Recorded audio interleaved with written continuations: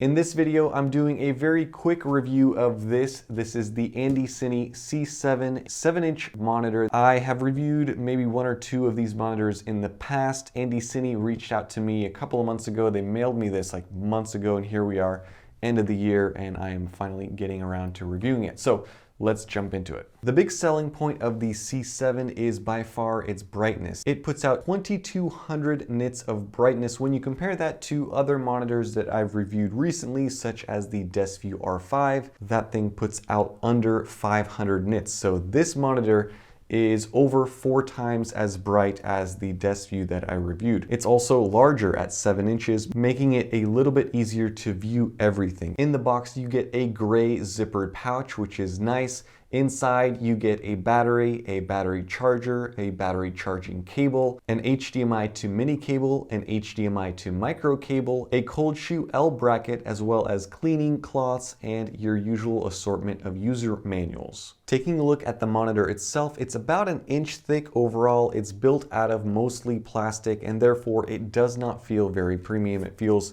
honestly pretty cheap. So if you are looking for a rugged and durable monitor, I would look elsewhere. The top of the monitor features 3 function buttons as well as a menu button and scroll wheel. The left side, you get a power button as well as a touch button, a tripod mount as well as a headphone jack. On the right side, you get an SD card slot and another tripod mount. On the bottom, you get a bunch of connections. You have DC out, that's 8.4 volts.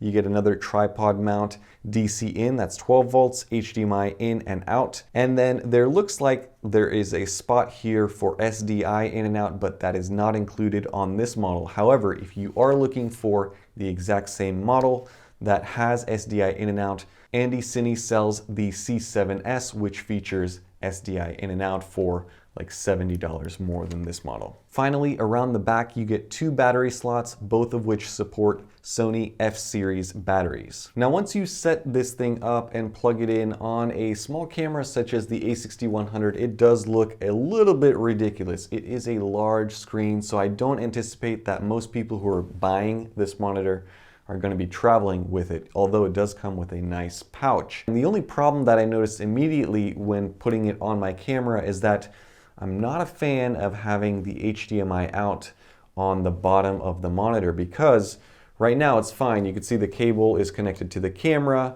It is not in the way of anything else. However, if I was planning on using this monitor to record myself, I would want to flip this all the way over.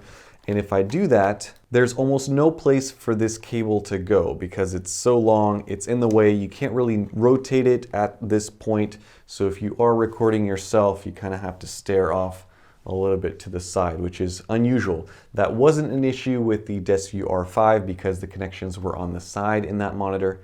So just something to be aware of. This is a touch screen. It's not going to be as responsive as your iPhone, but I found it was adequate. It was fine. The menu system is very easy to use and fairly intuitive. You can adjust a whole bunch of settings. You can load 3D LUTs using the SD card slot. You can select waveforms, adjust for exposure. You can zoom in, set up grids, as well as set up false colors. You can select vector scopes, peaking filters. You can flip the image, and there are a bunch of de-squeeze options for anamorphic lenses. So a lot of functionality in this monitor and a whole bunch of settings to play around with. I think this is a great budget option for a 7-inch monitor. Now, there are some shortcomings that I've already mentioned. Build quality is pretty plastic. It doesn't feel very great in the hand.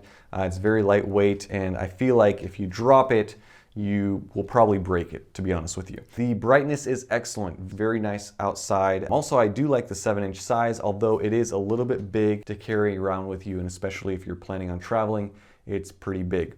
I don't like the ports being on the bottom because, like I showed you earlier, the cable kind of gets in the way. I prefer them on the side. But beyond that, it is a pretty good monitor. It does get very, very hot if you have the brightness all the way up, something that I noticed. And the second thing that's kind of a negative is the battery life isn't amazing.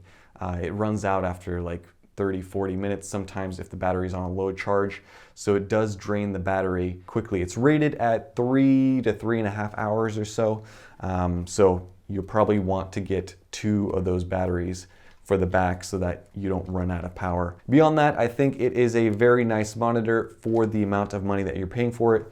Speaking of money, this thing is $250, so it's almost the exact same price as the R5 that I reviewed. That's the 5-inch monitor, and it has all of the same excellent features. So that is going to be it for my review of the Andycine C7. Hope you guys enjoyed it. Let me know down in the comments what your guys' thoughts are regarding this monitor and what your favorite monitor is out on the market. I am going to go back into reviewing lenses. I have like 5 lenses or so lined up to make videos about, so stay tuned for those. Stay subscribed. And if you guys are interested in checking this out, I'll post links down below to Amazon and B&H, so definitely check those out. Thank you again to Andycine for sending this thing out for review, and I'll see you guys in the next video. Bye-bye.